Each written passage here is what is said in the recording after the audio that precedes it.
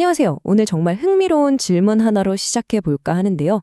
한국의 개인회생 제도에 대한 이야기인데 아마 잠시 후에 꽤 놀라운 사실을 알게 되실 겁니다. 자, 한번 상상해 보세요. 내가 진 빚의 딱 절반만 갚고 법적으로 모든 걸 깨끗하게 끝낼 수 있다면 어떠실 것 같나요? 이게 과연 말이 되는 소리일까요? 근데 놀랍게도 정답은 그렇다입니다. 네, 가능하다는 거죠. 그리고 바로 이 숫자, 51%, 이게 바로 그 비밀의 열쇠입니다. 한국의 개인회생 제도를 통하면 이게 실제로 가능한 일이라는 거죠. 아니, 대체 이게 어떻게 가능한 걸까요? 그냥 이론만 얘기하면 재미없잖아요. 그래서 실제 법원 기록에 남아있는 3.1.02번 사례자의 이야기를 한번 같이 따라가 보면서 그 과정을 낱낱이 파헤쳐 보겠습니다. 자, 먼저 우리 이야기의 주인공이죠. 3.1.02번 사례자의 재정 상황이 어땠는지부터 한번 들여다보겠습니다.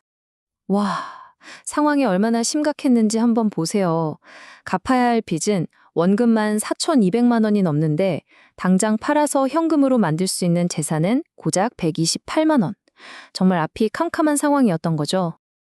자, 그럼 이 막막한 상황에서 어떻게 앞으로 나아갈 길을 찾을 수 있었을까요? 모든 건요, 아주 간단하지만 정말 결정적인 계산 하나에서 시작됩니다. 법원이 쓰는 계산법은 생각보다 간단해요. 복잡한 게 아니고요. 바로 이겁니다. 한 달 수입에서 법이 이 정도는 먹고 사는데 써야 한다고 인정해주는 생계비를 빼는 거죠. 그렇게 남는 돈, 그게 바로 매달 빚 갚는 데 써야 할 돈, 즉 월 변제금이 드는 겁니다. 자, 그럼 우리 3022번 사례자분 케이스에 이걸 그대로 대입해 볼까요? 이분의 한 달 평균 소득은 약 178만 원이었어요. 이 돈으로 생활도 하고 빚도 갚아야 하는 그런 상황이었던 거죠. 그리고 법원에서 이 돈은 절대 건드리지 마라. 최소한의 인간다운 삶을 위해 꼭 필요하다고 보장해준 돈이 있었어요. 바로 1인 가구 기준 생계비 약 118만 원입니다. 그러니까 이 돈은 빚 갚는 데 쓰는 게 아니라 오롯이 본인 생활비로 쓸 수 있게 법이 지켜주는 거예요. 자, 그럼 이제 개선이 딱 나오죠? 한 달 소득 약 178만 원에서 법이 지켜준 생계비 약 118만 원을 빼는 겁니다. 그럼 얼마가 남죠? 네, 정확히 60만 원이 남습니다. 바로 이 60만 원을 앞으로 3년, 그러니까 36개월 동안 꾸준히 갚아나가게 되는 겁니다. 자, 그런데 여기서부터가 진짜 중요합니다. 이야기의 핵심 갈등이 시작되거든요. 왜냐하면 모든 빚이 똑같이 취급되지가 않아요. 법적으로 정해진 갚는 순서, 즉 우선순위라는 게 있기 때문입니다. 돈 받을 사람들, 즉 채권자는 크게 두 그룹으로 나눌 수 있어요. 한쪽은 우선권 채권자, 다른 한쪽은 일반 채권자입니다. 우선권 채권자는 뭐냐면 세금이나 사대보험료처럼 국가에 내야 할 돈이에요. 법이 이 돈부터 무조건 먼저 갚아라고 정해놨어요. 그 다음에야 은행 대출 같은 일반 채권자들 차례가 돌아오는 거죠. 말 그대로 서열이 있는 겁니다.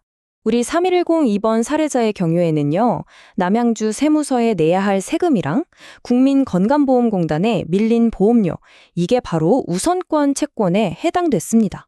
합쳐서 약 1,100만 원 정도 됐네요. 반면에 우리은행이나 다른 대부업체 같은 민간 금융기관들은 일반 채권자로 분류됐어요. 이들은 안타깝지만 자기들 차례가 올 때까지 그냥 기다려야만 하는 입장이었던 거죠. 이쪽 빚이 한 3,100만 원 정도 됐고요. 자, 그럼 이 우선순위의 법칙이라는 게 실제 3년 동안의 변제 과정에서 어떻게 적용되는지 그 돈의 흐름을 한번 쭉 따라가 보겠습니다. 36개월, 이 3년의 여정은요, 아주 명확하게 3단계로 나뉩니다. 첫 18개월, 그리고 딱 전환점이 되는 19개월 차, 그리고 마지막 18개월. 이 단계마다 돈이 흘러가는 방향이 완전히 달라져요. 이거 보세요. 정말 극적인 상황이 펼쳐집니다. 변제를 시작하고 첫 1년 반 동안, 그러니까 18개월 동안은요, 매달 내는 60만 원이 전부 오로지 우선권 채권자인 세무서와 건강보험공단으로만 갑니다. 그럼 은행 같은 일반 채권자들은 얼마를 받냐고요? 네, 보시는 것처럼 단 한 푼도 못 받습니다. 영원이에요. 그러다가 18개월이 지나서 우선 갚아야 할 세금과 보험료를 다 갚고 나니까요. 드디어 극적인 반전이 일어납니다. 이제부터 남은 18개월 동안 내는 월 60만 원은 100% 일반 채권자들의 몫으로 돌아가게 되는 거죠. 자, 이렇게 36개월의 기나긴 여정이 모두 끝났습니다. 과연 최종 결과는 어땠을까요? 관련된 모든 사람들에게 어떤 숫자가 남았는지 한번 확인해 보겠습니다. 이 표를 보시면 결과가 정말 극명하게 갈리는 걸 볼 수 있습니다.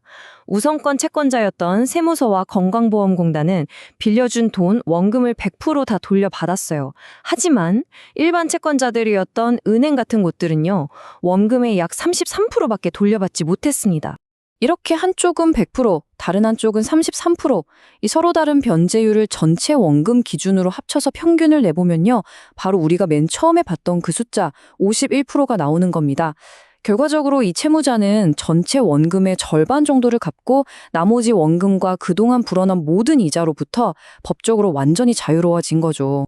결국 이 제도는요, 채무자에게는 재기할 수 있는 마지막 기회, 새로운 시작을 의미하지만 돈을 빌려준 채권자 입장에서는 상당한 손실을 감수해야만 하는 구조입니다. 바로 이렇게 법이 사회적 약자를 보호함과 동시에 경제 시스템의 균형을 잡으려고 애쓰는 과정에서 나타나는 딜레마인 거죠. 여러분은 이 균형 어떻게 생각하시나요?